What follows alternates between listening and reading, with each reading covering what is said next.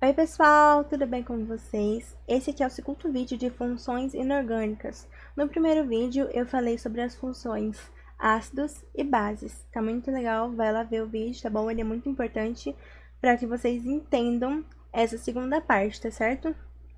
Então vamos lá, o que são os sais? Os sais, eles são compostos iônicos, ou seja, formados por íons, resultantes da reação entre ácido e uma base, sempre.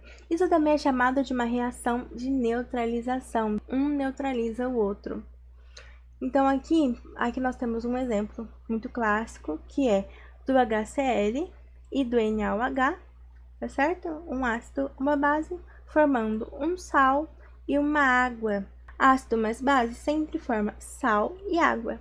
Essa aqui é uma reação de dupla troca. Então, o cátion da base vai se juntar com o ânion do ácido e vice-versa. Então, o cátion da base, o Na, se junta com o Cl- e o H+, se junta com OH-, ok? Então, aqui formando NaCl, porque a gente sempre coloca o cátion primeiro, NaCl e, no caso, H mais OH vai dar H2O.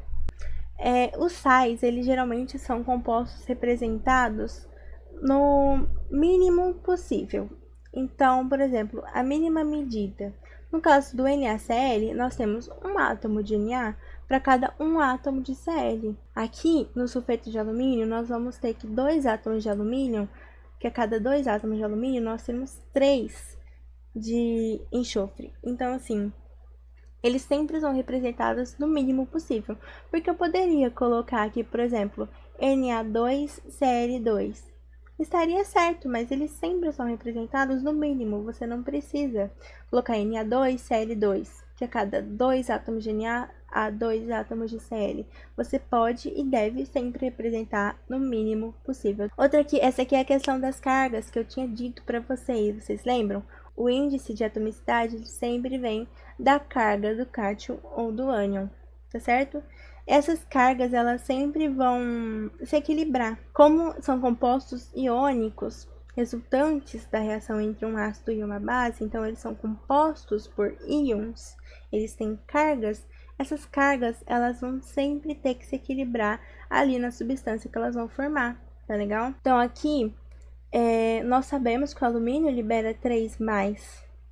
Então, mas aqui, olha só, quantos átomos de alumínio tá falando pra gente que tem? 2 átomos, então 2 Al+.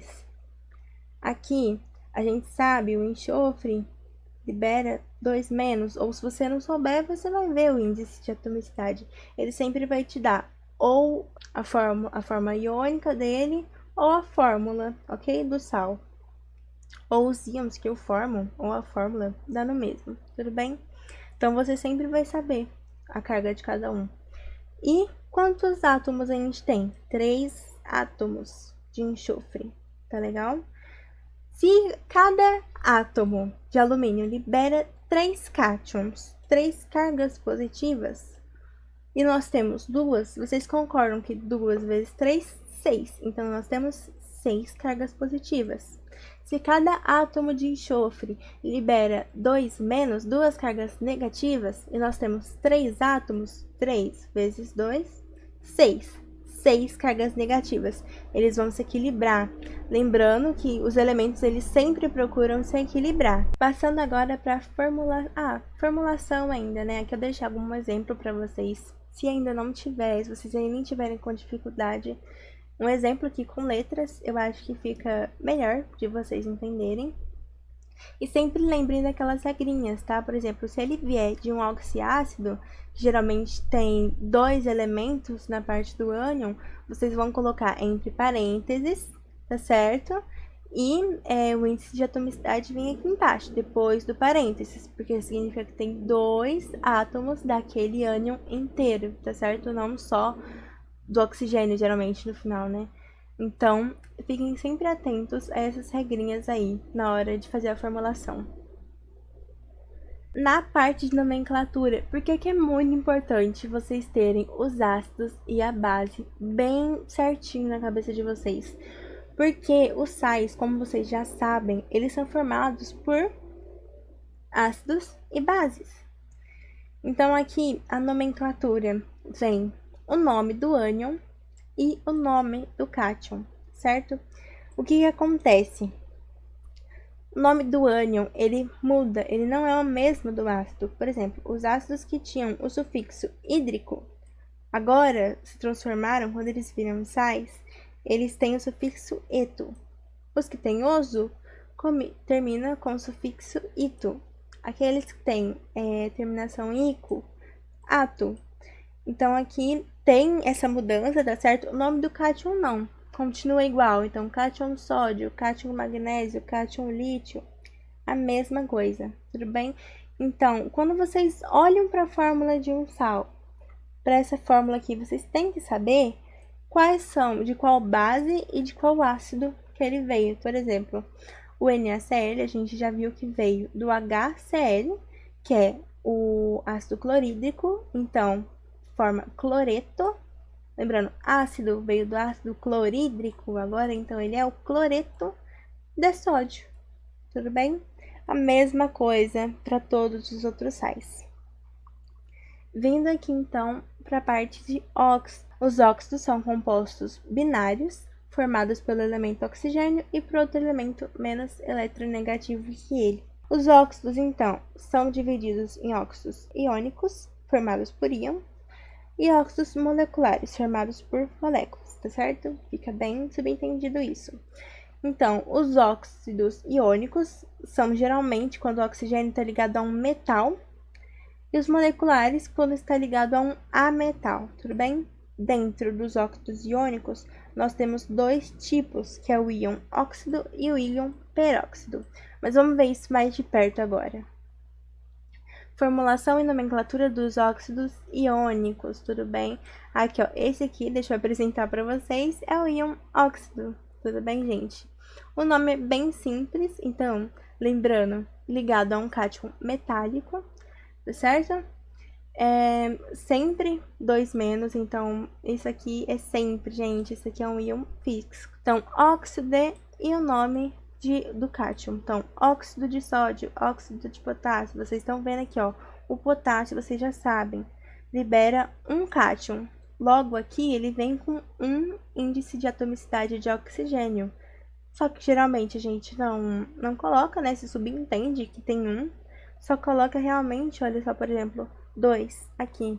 E o cálcio, que libera o cátion 2+, e o íon óxido libera 2-, eles se equilibram, ou seja, a cada um cátion do cálcio tem um ânion do óxido.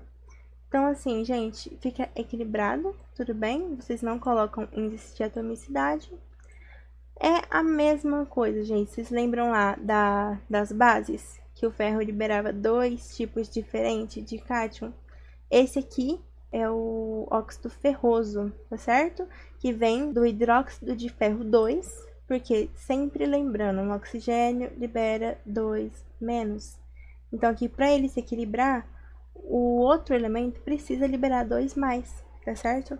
Então, aqui nesse caso, vem do ferro 2, do hidróxido de ferro 2, e esse aqui do hidróxido de ferro 3. Formulação e nomenclatura dos óxidos iônicos agora. Esse aqui é o íon peróxido. Vocês veem aqui a diferença, que nós temos 2 átomos de oxigênio liberando 2-. Tudo bem? Liberando 2 cargas negativas. Então aqui, peróxido de e o nome do cátion metálico ligado ao íon. Tudo bem? Aqui eu deixei a família 1 e a família 2A. No caso dos peróxidos, na verdade, somente formado pela família 1A e 2A, tudo bem? Sempre. A única exceção é o peróxido de hidrogênio, que vem de uma substância molecular. Essa é a única exceção. Aqui, a regrinha de formulação é a mesma, ok? Colocando agora o índice de atomicidade no oxigênio. E o mesmo tipo, então, peróxido de sódio, peróxido de potássio, peróxido de cálcio.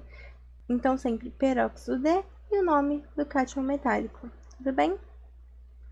Então, agora, gente, para finalizar o nosso vídeo de funções inorgânicas, nós temos os óxidos moleculares formados por moléculas, tudo bem?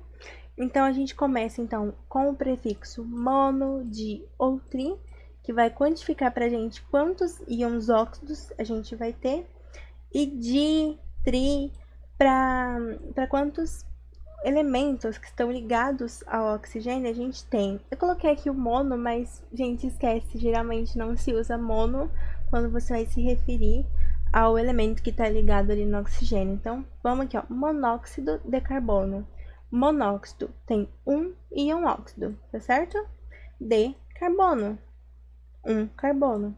Aqui, dióxidos, 2 íon óxidos. Então, vai sempre seguir essa regra, tri, e aqui continua, tá, gente, os outros prefixos, ok? Então, hept, pent, oct, ex, então, sempre com esses prefixos que a gente já conhece. Por exemplo, epitóxido de dicloro, ept é o prefixo para 7, então 7 íons óxidos, e dicloro, di, prefixo para 2, 2 cloros. Tudo bem? Gente, então foi isso. Muito obrigada por vocês assistirem. Não se esqueçam que qualquer dúvida que vocês tiverem sobre a minha aula, sobre os exercícios que eu vou disponibilizar para vocês, vocês podem mandar nesse e-mail que tá aparecendo aí. Vou responder todos assim que eu puder. E eu desejo muita boa sorte nos estudos de vocês, tá bom? Arrasem na prova. Um beijo!